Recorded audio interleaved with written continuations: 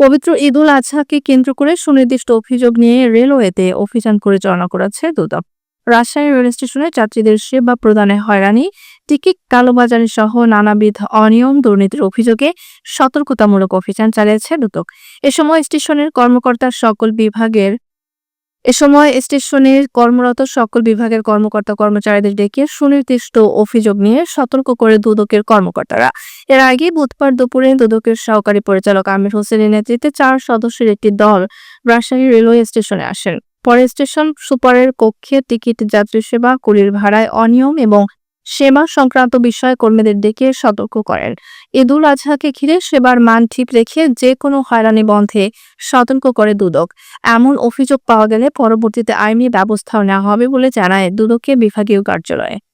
অভিযানে উপস্থিত ছিলেন মোহাম্মদ আমির হোসেন, সহকারী পরিচালক দুদক রাজশাহী জেলা, শারমিন আক্তার, উপসহকারী পরিচালক দুদক রাজশাহী জেলা, মোহাম্মদ মাহবুবুর রহমান, তানভীর আহমেদ সিদ্দিক প্রমুখ।